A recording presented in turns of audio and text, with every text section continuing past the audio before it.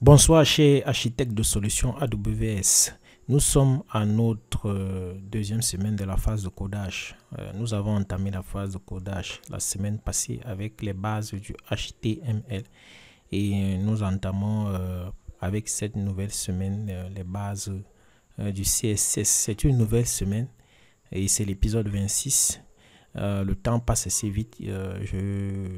J'ai la mémoire lorsque j'enregistrais mon premier épisode et je me demandais si je devais traverser l'épisode 20 avec la fréquence de publication journalière à laquelle je me suis soumis.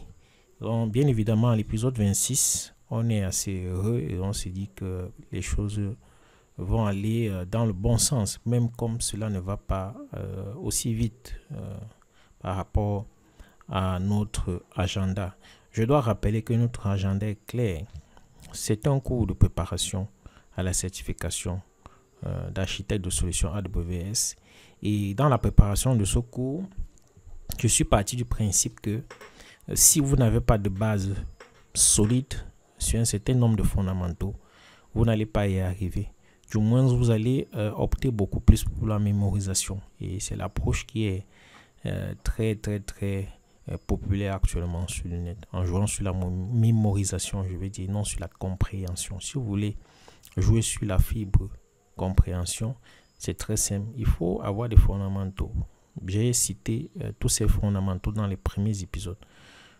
Les bases du développement web, le fonctionnement d'Internet, des systèmes distribués, la sécurité sur Internet et bien d'autres thèmes mineurs que nous allons aborder comme les conteneurs, la virtualisation.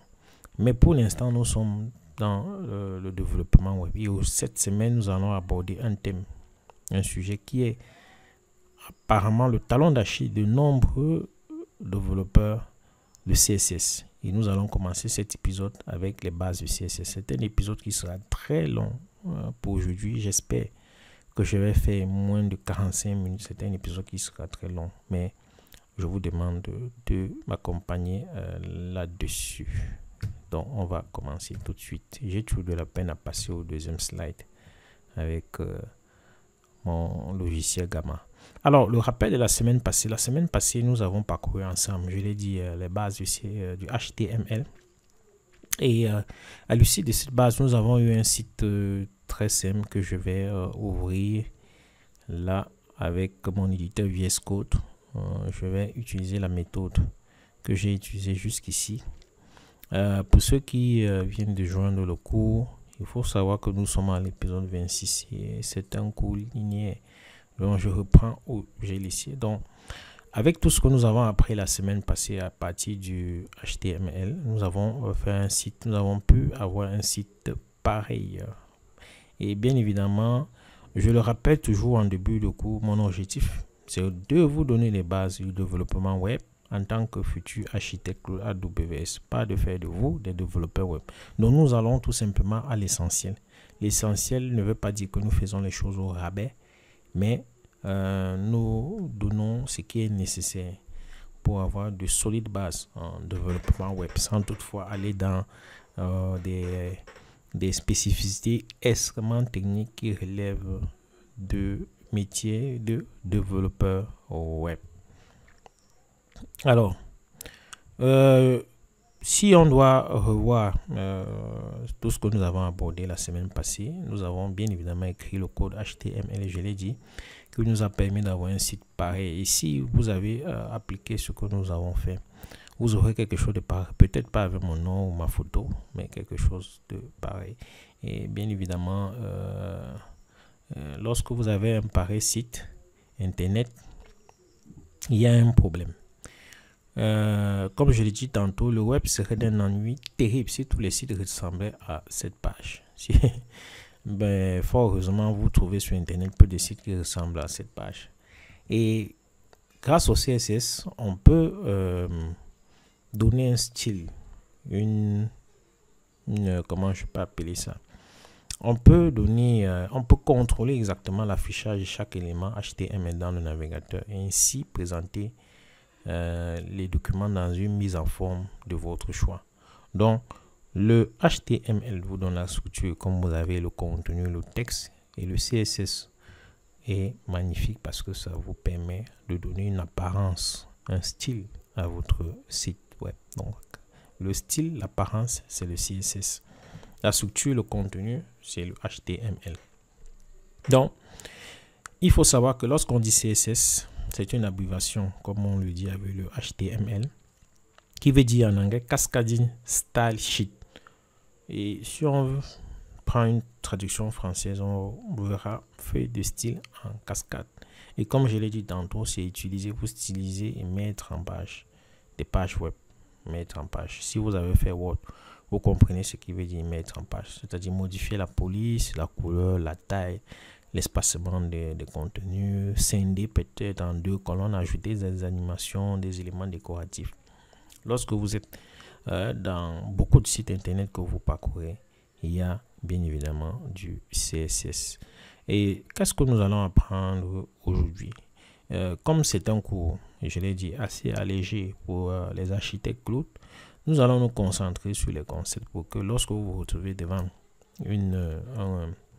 un code CSS, vous n'êtes pas désemparé. Vous connaissez au moins ce que le développeur est en train de faire. Et si vous voulez, par exemple, programmer un site simple, vous pouvez y aller. Donc, les objectifs de cette leçon pour aujourd'hui, c'est de vous apprendre comment ajouter du style à vos contenus HTML, comprendre les attributs de classe et d'identité, ce qu'on appelle ID, et ajouter des styles à des éléments spécifiques à l'aide des sélecteurs appropriés. C'est clair que en disant les choses ainsi, vous n'allez pas vous retrouver. Donc, on va directement passer aux choses sérieuses en commençant par la présentation de la syntaxe de base du CSS. Alors, il faut savoir qu'au niveau le plus élémentaire, le CSS est composé de règles.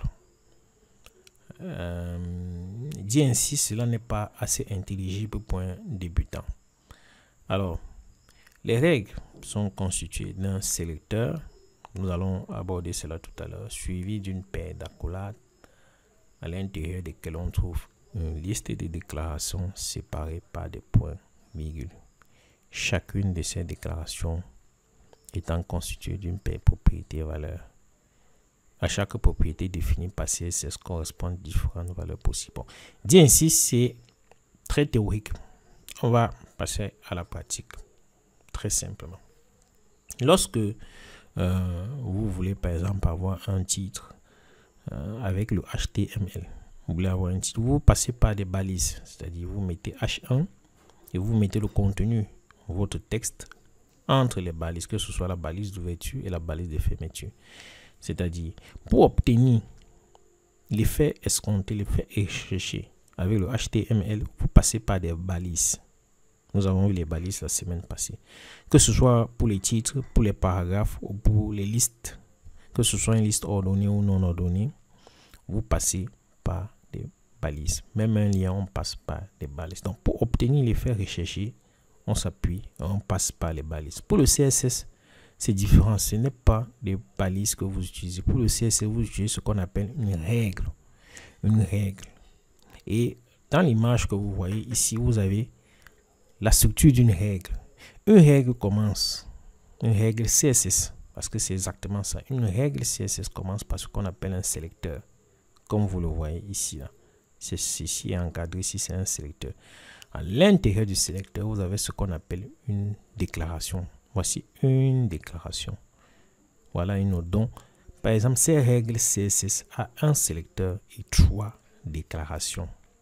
Maintenant, pour chaque déclaration, vous avez ce qu'on appelle une propriété ici, qui est par exemple color. Et puis, vous avez la valeur de la propriété. Donc, vous dites, voici la propriété. Et là, vous avez la valeur de la propriété. C'est ce qui est expliqué théoriquement ici. Donc, le CSS est composé de diverses règles. Voici une règle ici. Ces règles sont constituées d'un sélecteur. Vous avez ici un sélecteur suivi. Après le sélecteur, il y a les crochets et à l'intérieur de chaque sélecteur, il y a une ou plusieurs déclarations. Donc ici, pour le cadre de l'image que vous avez ici, vous avez 3 déclarations. Voici la première déclaration, voici la deuxième, voilà la troisième. Et les déclarations sont séparées par les points virgule. Vous voyez bien, il y a point virgule, point virgule, point virgule. Maintenant, pour chaque déclaration, vous avez une propriété et une valeur. Propriété et valeur, ce sont des concepts que vous devez retenir pour le CSS. Voilà. Donc, lorsque vous voulez obtenir un effet avec le CSS, c'est à travers les règles que vous passez, les règles que je viens de présenter avec le sélecteur. Les déclarations, pour chaque déclaration, il y a une propriété et une valeur. En règle générale, le standard, je vous ai dit que tous ces langages sont standardisés, que ce soit le HTML ou le CSS. En règle générale, le CSS a un standard bien précis. C'est-à-dire, un standard, c'est comme un dictionnaire où vous avez pour chaque propriété des valeurs bien précises, parce que en réalité, c'est juste connaître quelle propriété utiliser pour quelle valeur. Lorsque vous, par exemple, vous êtes dans un document Word, vous sélectionnez un paragraphe, vous allez cliquer gras. En fait, c'est un peu comme du CSS que vous faites. Vous sélectionnez, c'est ça, le sélectionneur que nous avons vu ici. Vous sélectionnez votre paragraphe, vous allez cliquer gras, c'est-à-dire vous faites une déclaration que je veux que cela soit en gras. Voilà.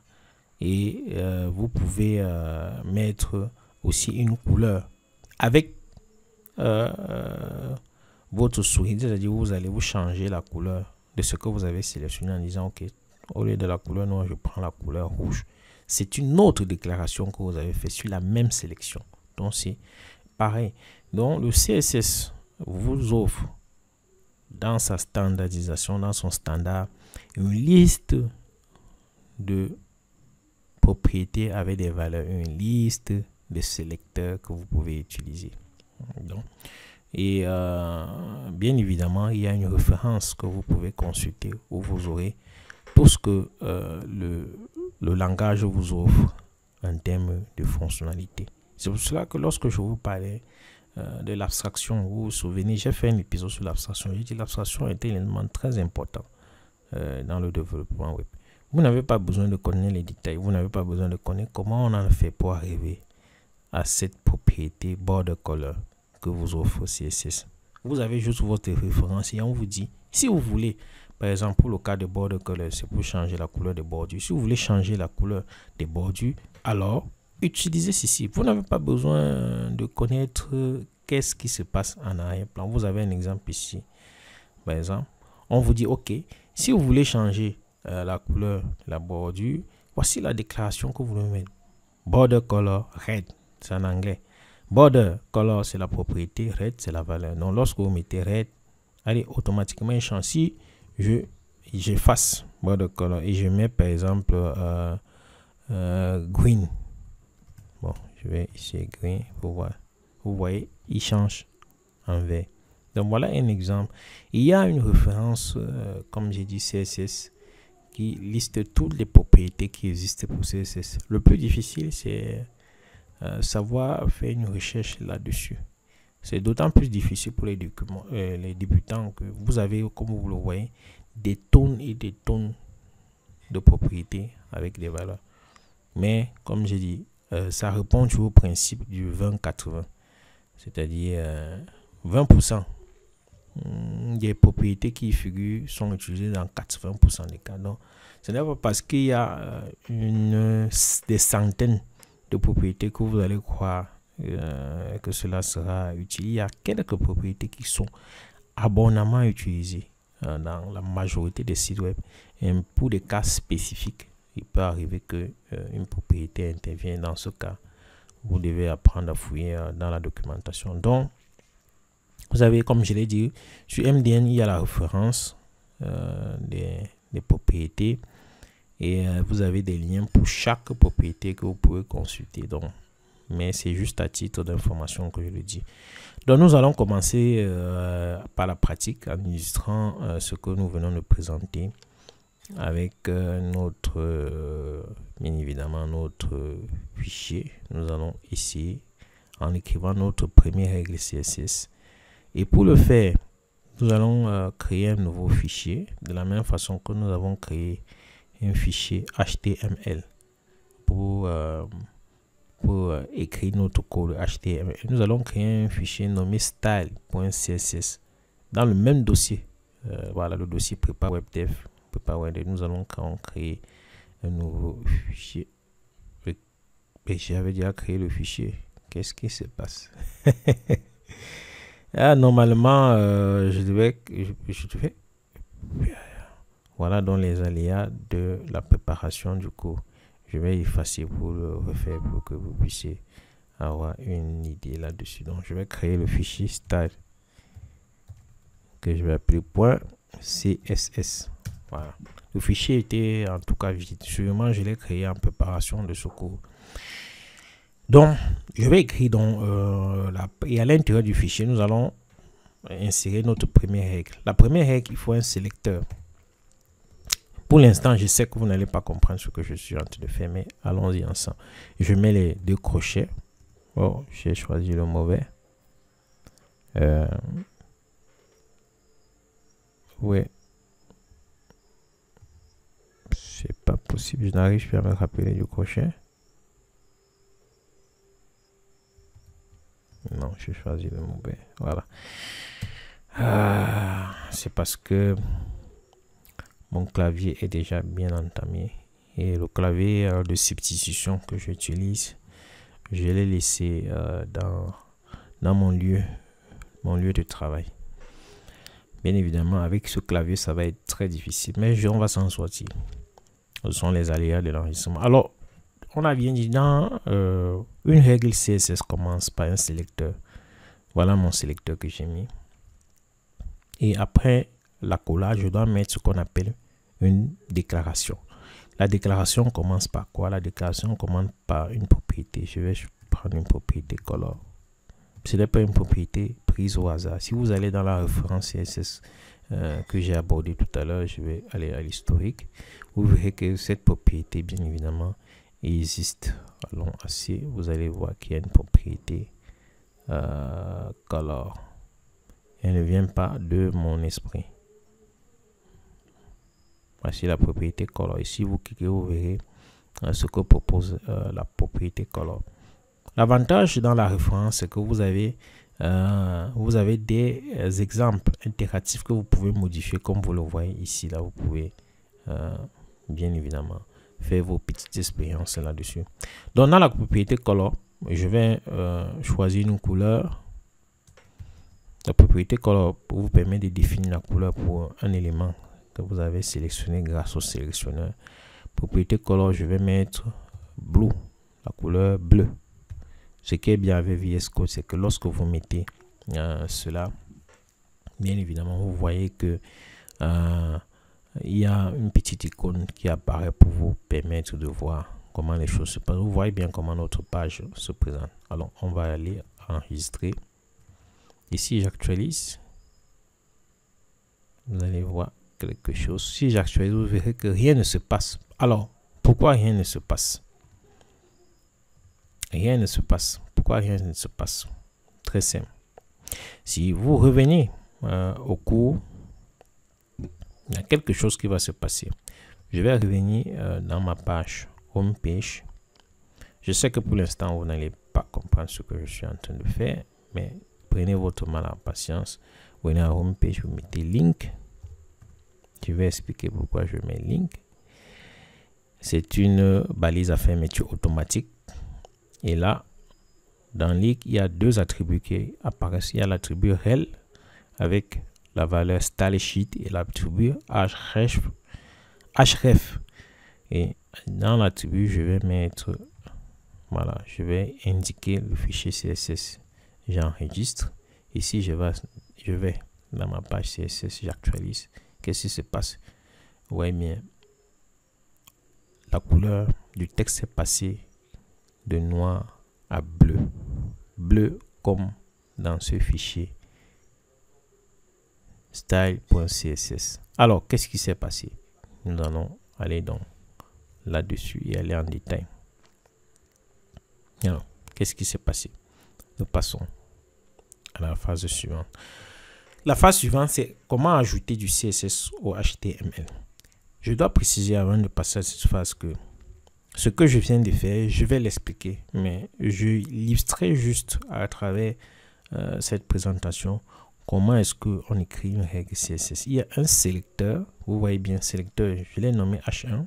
H1, pourquoi? Parce qu'il va aller sélectionner la balise H1, ici, qui a le texte du VG Petgar, architecte et entrepreneur.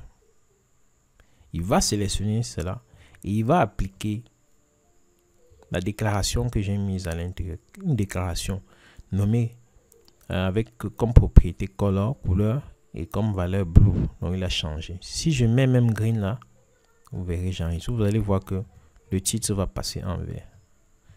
Allons-y. J'actualise. Il est passé en vert. Si je mets red, j'enregistre. J'actualise. Il passe en rouge. Donc je vais revenir à ma première intuition blue. Je suis déjà à combien de minutes? 20 minutes. Wow. C'est pour cela que je dis que ce sera ma vidéo la plus longue depuis que je débute. Alors, j'actualise et je reviens à mon bleu. Alors, nous passons donc à la deuxième partie. La deuxième partie, c'est comment ajouter du CSS au HTML. Comment ajouter du style, de l'apparence, du décor au HTML. Alors, pour commencer, je dois signaler que il faut... Du moins, je vais dire, il faut signaler au document HTML que nous voulons utiliser les règles CSS. Et pour ce cas, il existe trois méthodes. La première méthode, c'est le signalement externe en créant un fichier CSS à partir duquel seront écrites tous les règles CSS. Voilà. C'est ce que nous avons fait ici. Nous avons créé un fichier CSS à part, comme vous avez vu ici. Dans le dossier Prépare Web Dev, nous avons créé un fichier CSS à part. Ça, c'est la première méthode. La deuxième méthode, c'est le signalement interne en écrivant les règles CSS directement dans le fichier HTML dans un bloc précis. Nous allons voir cela, signalement interne. Et puis, il y a ce qu'on appelle le signalement inline qui consiste à utiliser l'attribut de chaque élément HTML pour définir comment l'élément devra se présenter grâce au CSS. Nous allons voir les trois méthodes et nous allons commencer par la première méthode, CSS interne. Externe, je veux dire. Le CSS externe est la méthode la plus courante, c'est la plus utilisée. Il suffit de créer un fichier séparé pour le CSS et vous le liez au fichier HTML en ajoutant un élément à fermeture automatique link à l'intérieur de la balise HTML head. C'est ce que nous avons fait ici.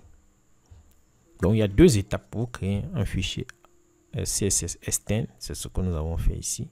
Et à partir du fichier CSS externe, vous venez dans votre fichier HTML pour signaler au fichier HTML que non, si tu veux, il y a des règles CSS que tu dois utiliser pour mettre en page, pour styliser ton document HTML.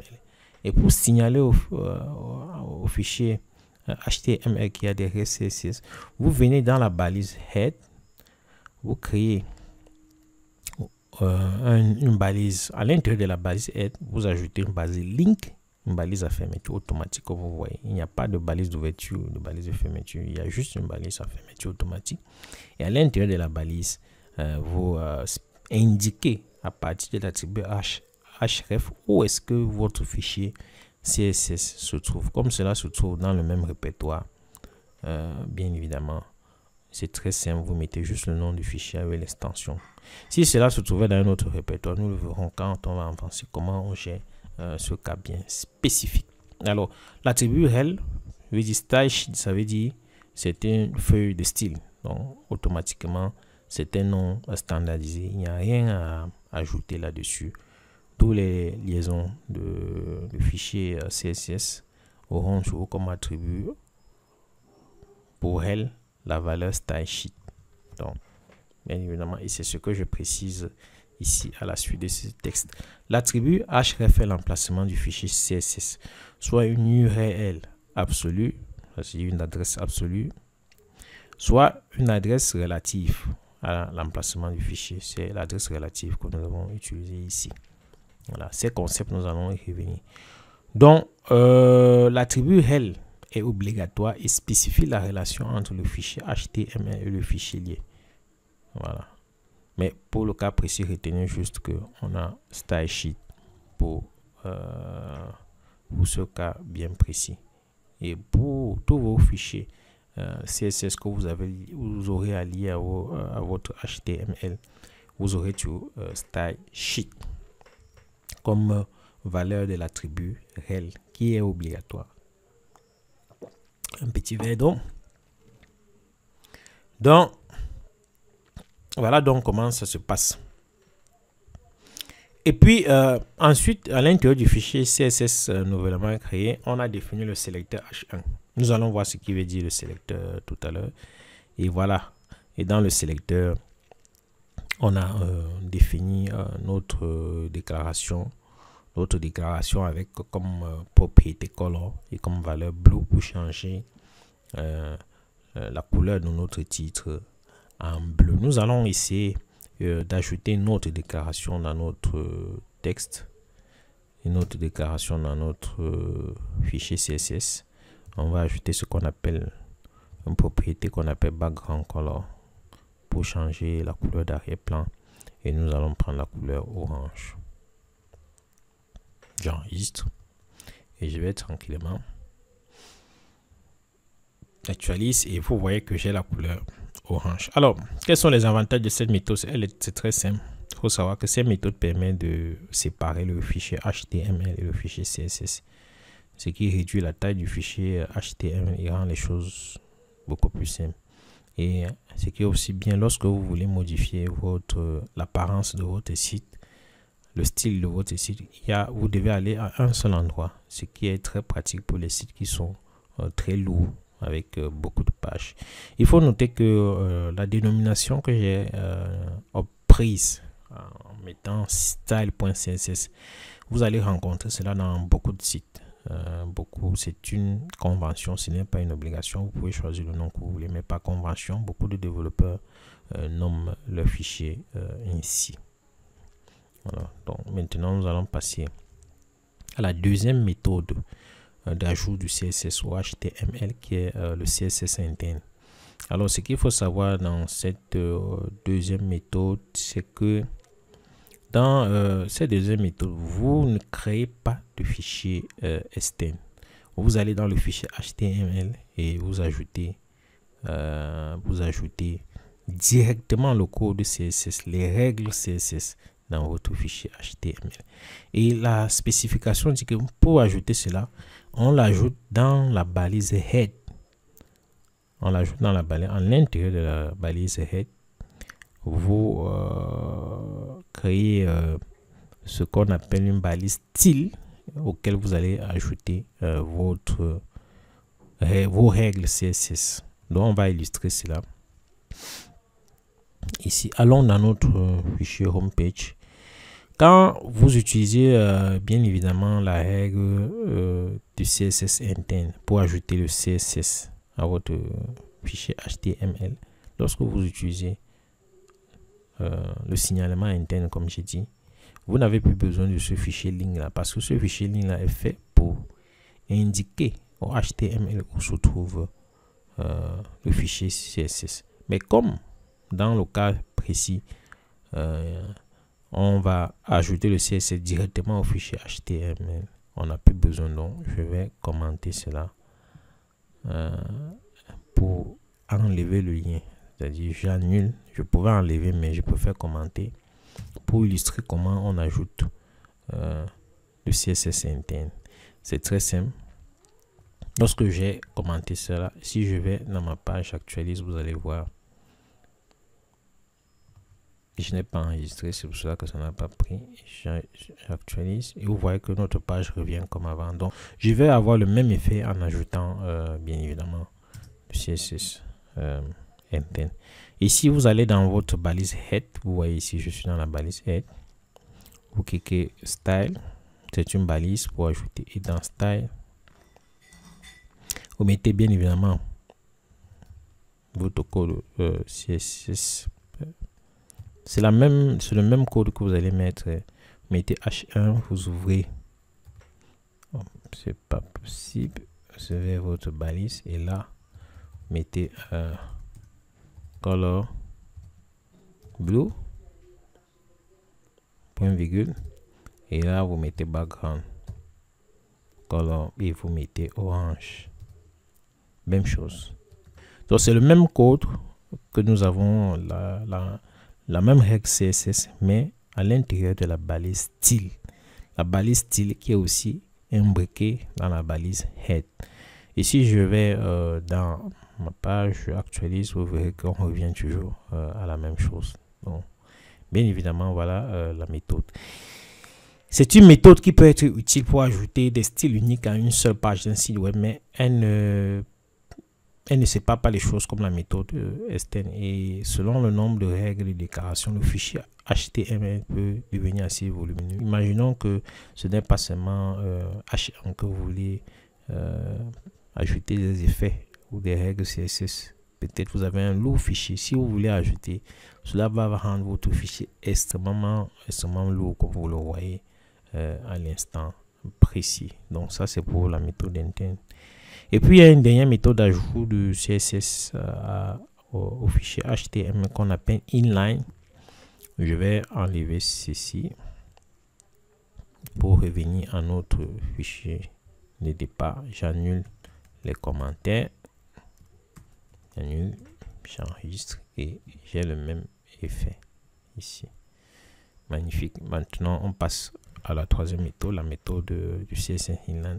Le CSS inline permet d'ajouter directement aux éléments HTML, bien que cette méthode ne soit pas recommandée. Elle n'est pas recommandée, c'est-à-dire vous allez au niveau de vos éléments HTML dans l'attribut et vous ajoutez bien évidemment cela. Alors pour ajouter ceci, c'est très simple. Vous allez, par exemple, prenons le cas, j'ai illustré ça avec le cas pour le paragraphe pour les fondamentaux de votre certification ici. Oui, supposons que je veux ajouter un style particulier à ce paragraphe. C'est très simple. Première chose, il y a l'attribut style qui est là pour ce volet-là. Vous attribuez style. Je l'ai bien dit ici. Nous avons comme déclaration CSS l'attribut style égale avec sa valeur dans la paire de guillemets. Donc, dans une paire de guillemets, vous ouvrez paire de guillemets pour mettre la valeur. Vous mettez donc, peut-être, je vais mettre color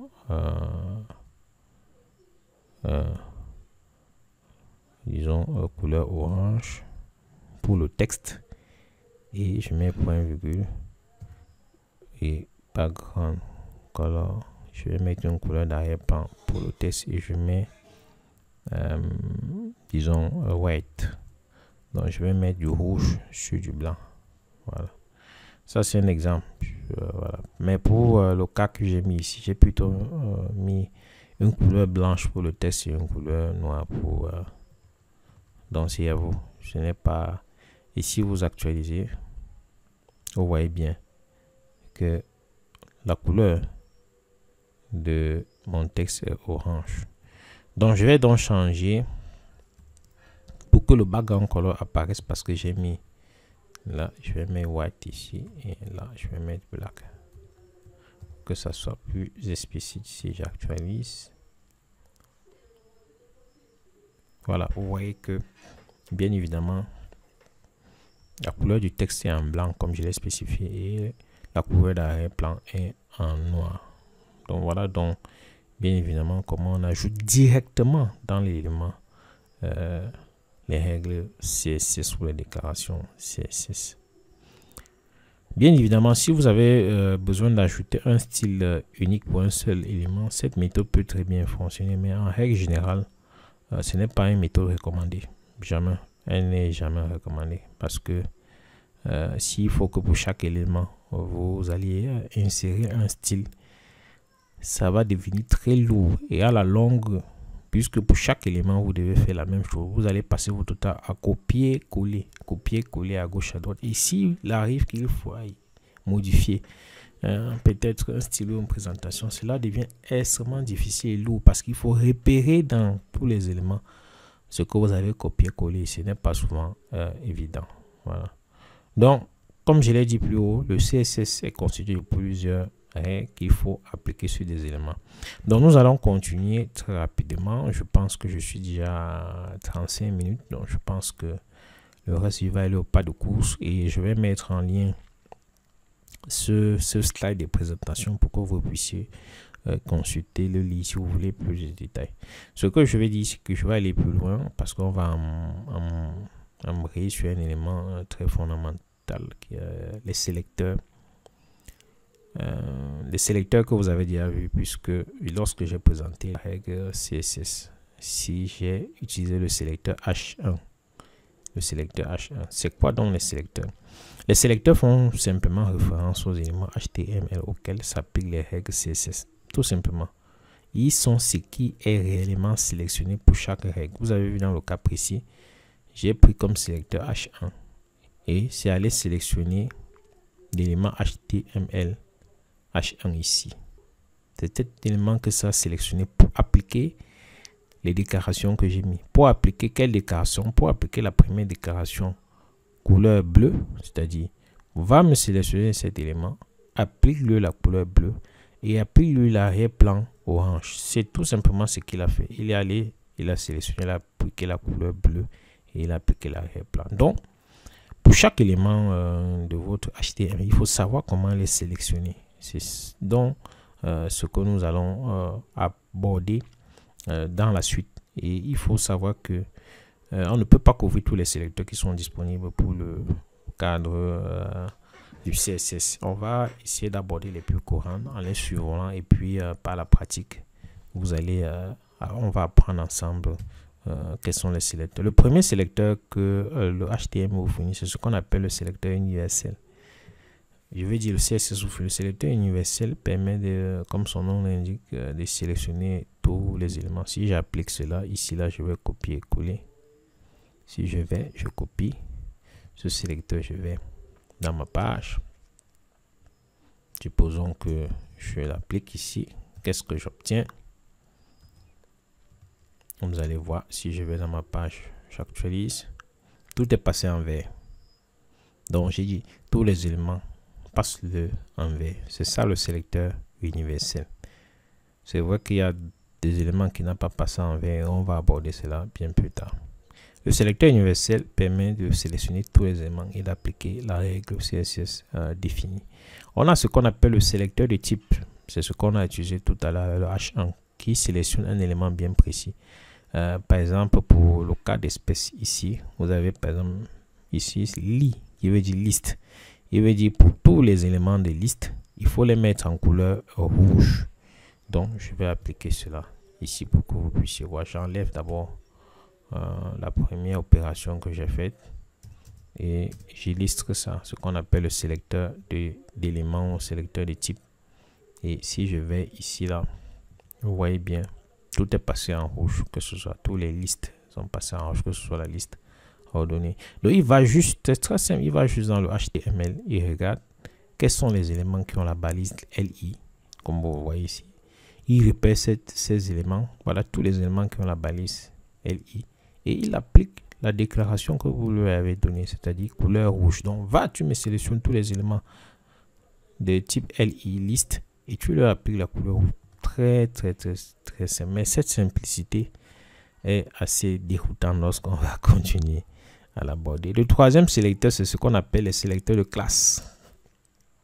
Les sélecteurs de classe, c'est très simple. Ce n'est pas comme ce que nous avons vu par le passé. Les sélecteurs de classe demandent un effort de votre part, c'est-à-dire vous allez dans chaque élément au niveau de l'attribut, vous définissez un attribut classe auquel vous donnez une valeur et à partir de la valeur, vous reprenez la valeur là et vous indiquez quelle est la règle CSS qu'il va appliquer. Prenons un exemple avec le cas précis. Comme je l'ai dit, je vais, pour gagner en temps, copier ce que j'avais déjà fait pour préparer.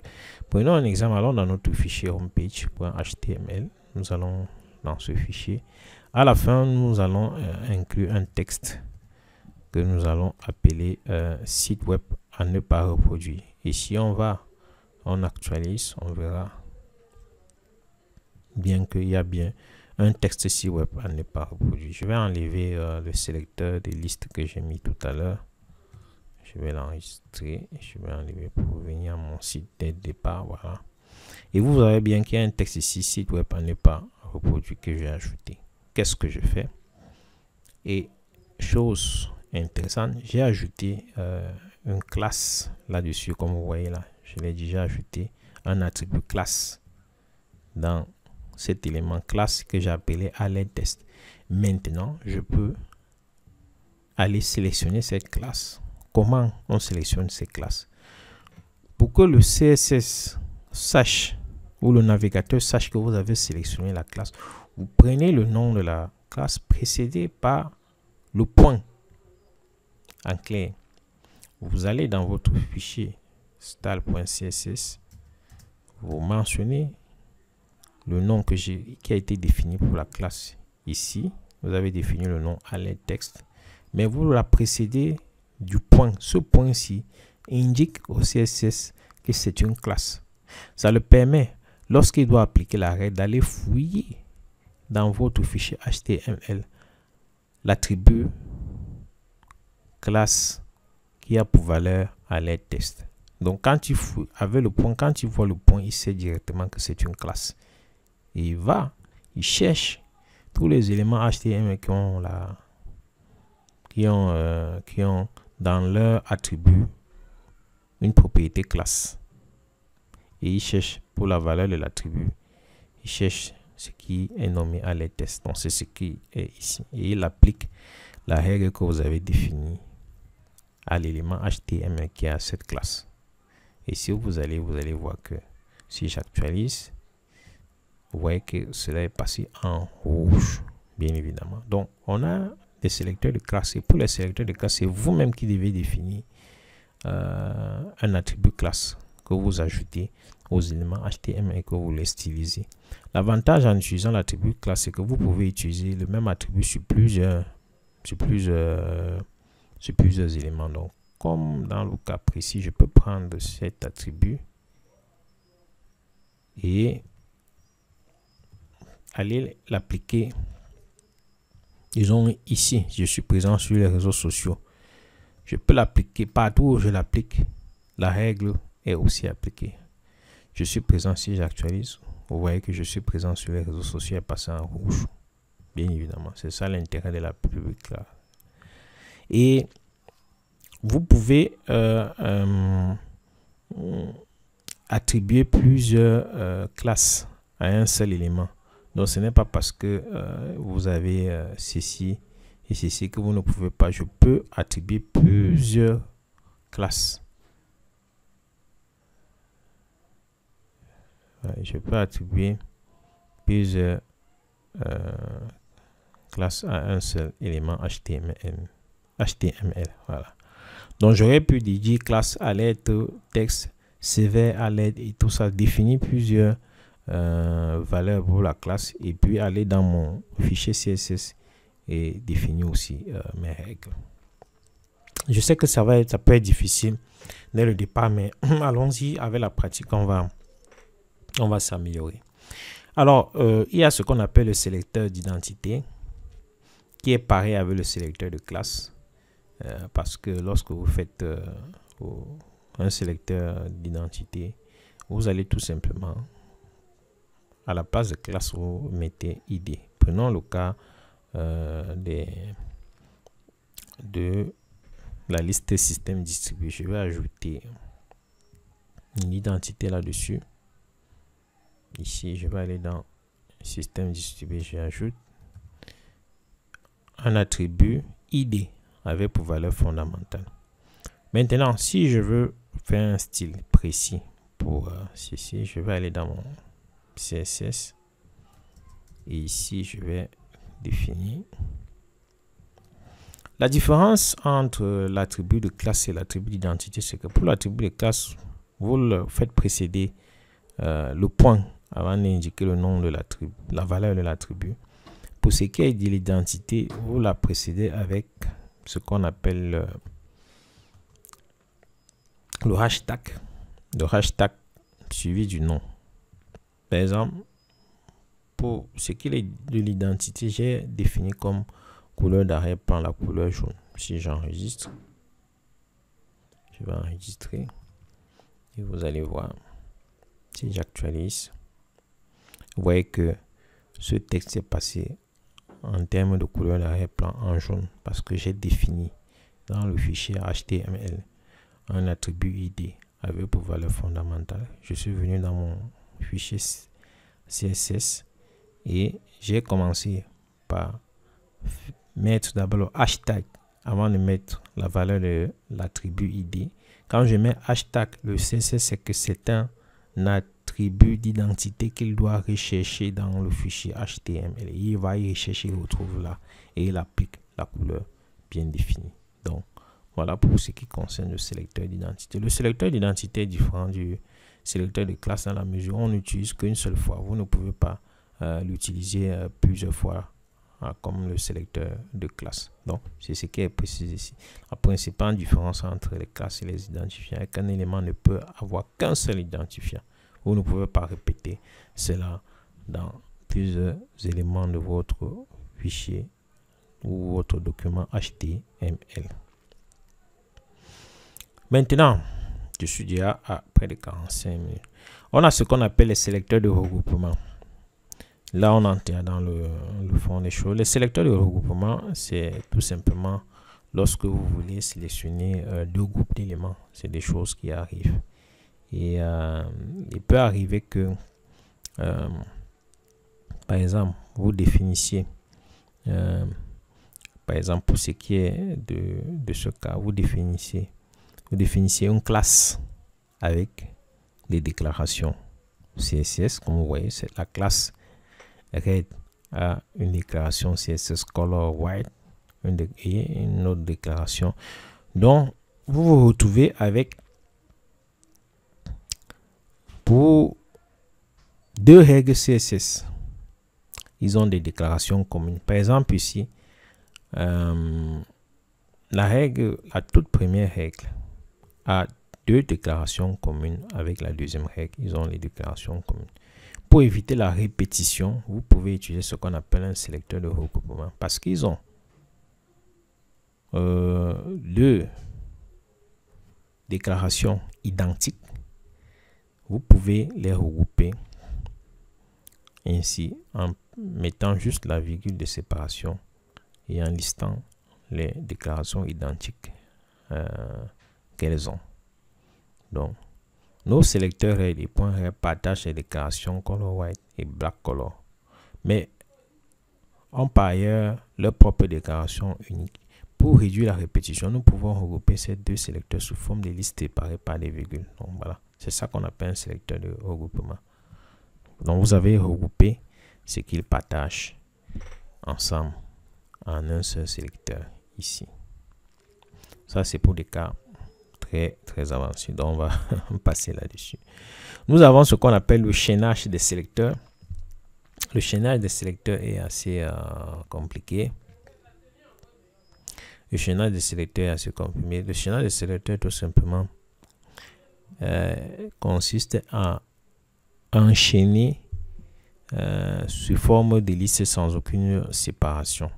Bon, prenons un exemple bien précis pour illustrer ce qu'on appelle le chaînage des sélecteurs.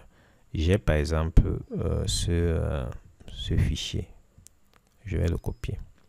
Il faut savoir que si c'est la première fois que vous voyez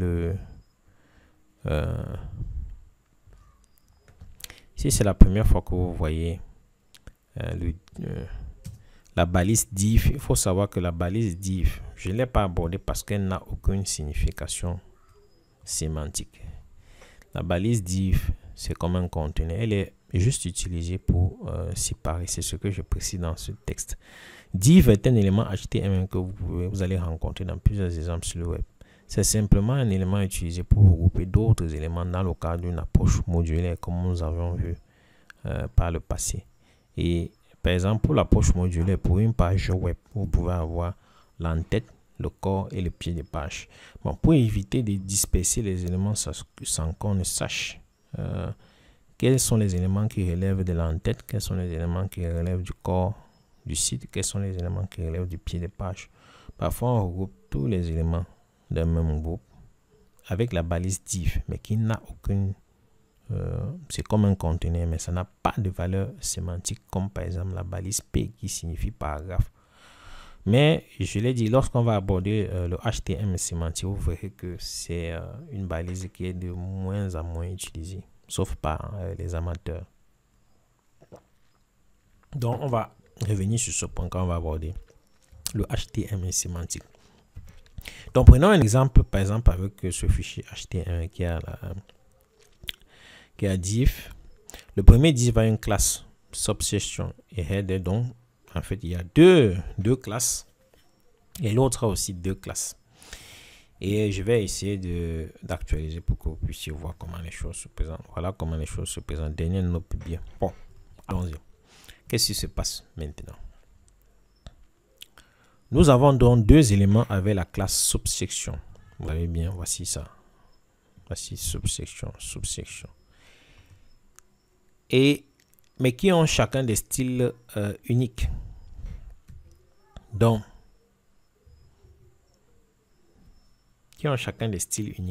Mais que se passe si nous voulons seulement appliquer une règle distincte à l'élément qui a également comme deuxième classe header? Donc, que se passe si nous voulons appliquer une règle CSS uniquement à ceci ici? C'est très simple. Si vous choisissez subsection, il va appliquer la règle aux deux éléments, comme nous avons vu plus haut. Mais si vous voulez appliquer uniquement à celui-ci, comme il a une deuxième classe, c'est très simple. Eh bien, on peut enchaîner les deux sélecteurs de classe dans notre exemple, comme ceci. Si vous venez là, vous faites ceci. Je vais le faire avec là. Ça, ce sera ma vidéo la plus longue, bien évidemment. Si vous enregistrez, vous verrez que s'il y a un seul élément qui est affecté par notre règle CSS, vous voyez bien. Ceci est affecté, mais pas ceci, alors que ils ont tous les deux la classe subsection. Mais en ajoutant cet enchaînement-ci, il ne cible que l'élément qui a à la fois subsection et qui a à la fois header. Donc, voilà donc. Donc, subsection point header sélectionne tout élément qui a à la fois les classes subsection et les header. Remarquez qu'il n'y a pas d'espace entre les sélecteurs de classe. Donc, c'est point et point comme vous voyez ici. Donc, cette syntaxe fonctionne essentiellement pour enchaîner n'importe quelle combinaison de sélecteurs, à l'exception de l'enchaînement de plusieurs sélecteurs de type que nous avons vu plus haut. Donc, on peut faire la même chose pour enchaîner une classe et un identifiant. Voilà un autre cas bien précis où vous avez deux éléments. Un élément qui a une classe et un élément qui a une classe et un sélecteur d'identité. Et pour faire l'enchaînement, c'est très simple. Vous faites, pour ce qui est de sélectionner deux classes, c'est ceci. Pour ce qui est sélectionné, le deuxième qui est une classe et une identité, il faut juste appliquer point pour la subsection et dièse pour l'identité. Voilà. Donc, voilà un cas bien précis. Je ne vais pas illustrer cela. Je dois juste rappeler que vous ne pouvez pas faire l'enchaînement pour deux sélecteurs de type. Parce que si vous faites l'enchaînement pour deux sélecteurs de type, voilà, vous aurez des cas où vous allez vous retrouver un élément qui n'existe pas. Donc, faites-le uniquement pour ce qui concerne les sélecteurs de classe et les sélecteurs d'identité. Le dernier élément que nous allons... Excusez, la vidéo est longue, je pars pratiquement à 1 heure, je n'ai jamais fait 1 heure de vidéo.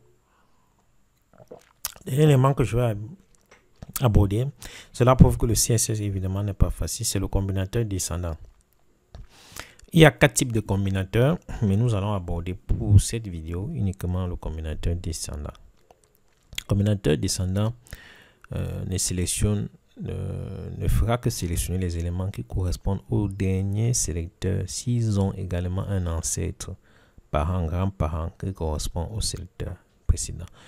On a abordé la notion de parents, grands-parents, frères ou sœurs lorsqu'on abordait l'imbrication ou l'indentation. On l'a abordé. On a dit qu'il y a des éléments HTML qui sont imbriqués dans d'autres. Et lorsque vous êtes un élément HTML imbriqué dans un autre, vous êtes un enfant et l'élément sur lequel vous êtes imbriqué est parent. Donc, par exemple, je vous prends un exemple très simple avec mon fichier. Li est l'enfant de OL et OL est parent de Li. Donc, l'élément Li ici est l'enfant de l'élément OL et l'élément OL est le parent. C'est très important, on va le voir bien plus tard. Donc, pour ce qui concerne le combinateur descendant, par exemple, si vous avez des éléments imbriqués, par exemple, cet élément est parent de cet élément. Il est parent aussi de cet élément. Donc, vous avez un fils, un père et un grand-père. Ou si vous voulez, fils, parent, grand-parent. Et supposons que vous vouliez, pour cet élément, bien évidemment, vous voulez styliser un élément parmi tout ce que j'ai défini. Par exemple, vous voulez styliser uniquement les éléments B et C. Si vous mettez, vous sélectionnez juste, vous mettez juste la classe parce qu'il y a content. Si vous mettez juste la classe content, il va à la fois styliser ceci et il va styliser D. Mais vous ne voulez pas styliser D, bien qu'il partage le même élément de classe. C'est-à-dire classe, content. Vous ne voulez pas styliser D. Vous voulez juste styliser les éléments qui sont imbriqués dans ancestor. C'est très simple. Vous mettez .ancestor espace .content. À la différence de l'enchaînement que nous avons vu plus haut, vous mettez un espace. Et lorsque vous mettez l'espace, il comprend qu'il doit styliser la classe content. Mais la classe content pour les éléments qui sont imbriqués dans ancestor. Donc il ne va styliser que B et C. Très important. Ça, c'est l'aspect théorique. Nous allons donc revenir là-dessus. Le fichier sera joint dans le lien de description et vous pourrez consulter pour tous les textes que j'ai écrits.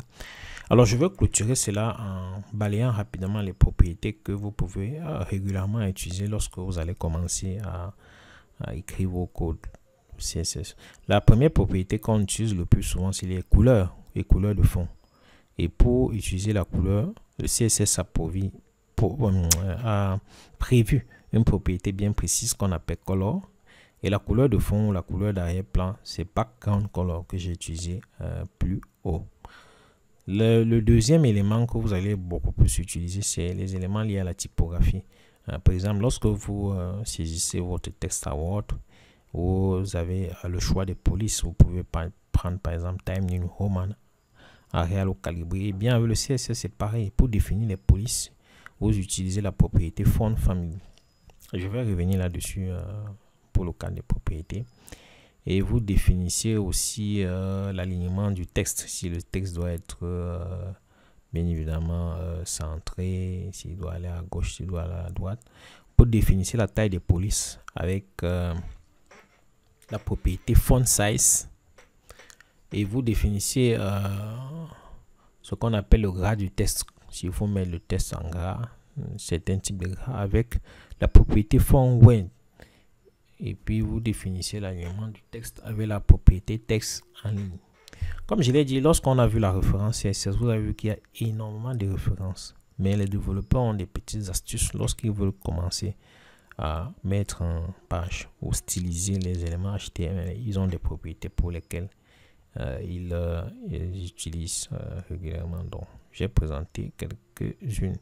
Vous avez aussi la hauteur et la largeur de l'image. On utilise deux propriétés, principalement la propriété Egg pour la taille et la propriété width pour la largeur. Donc, et je dois insister là-dessus qu'il est préférable d'inclure ces propriétés dans le CSS, contrairement à ce que nous avons vu la semaine passée où nous avons modifié l'image avec le HTML. Pourquoi? Parce que lorsque vous avez vous définissez ces propriétés avec leur dimension. Lorsque la page est chargée, l'espace prévu pour l'image apparaît même si l'image n'est pas chargée, par exemple dans le cas des connexions qui sont lentes. Mais lorsque vous ne définissez pas ces propriétés, vous avez des situations où le site charge et vous voyez le texte. Après, brusquement, lorsque l'image apparaît, le texte est poussé vers le bas pour que l'image apparaisse. Et ce n'est pas bien pour un site web professionnel. Lorsque vous définissez ces deux propriétés, l'espace est réservé pour votre image.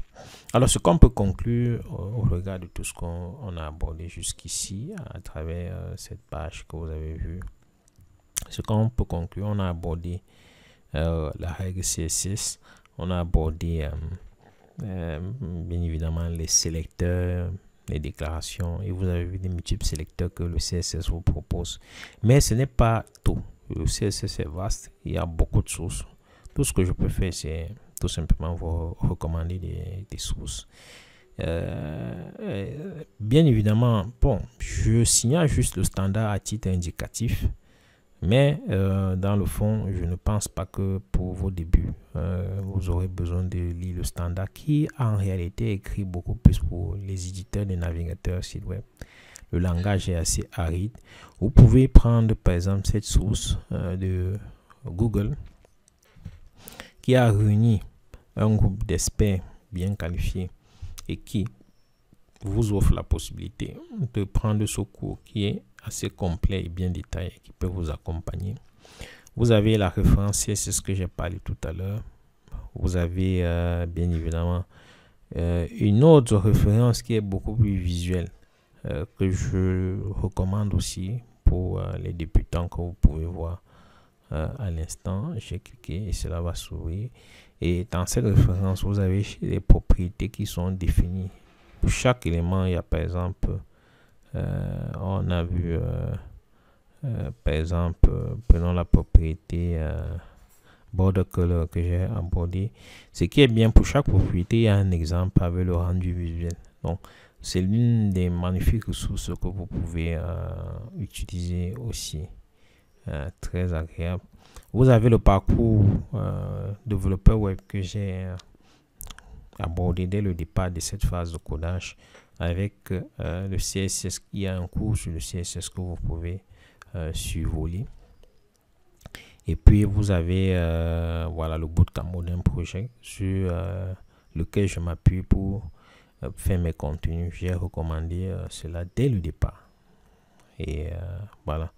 Donc il y a aussi Free Code Camp qui est très intéressant, mais que je recommande moins pas parce que il n'y a pas une bonne qualité. Au contraire, c'est l'une des meilleures ressources gratuites pour apprendre le développement web. Et c'est là le problème avec ces ressources, c'est pour vous former à être développeur web.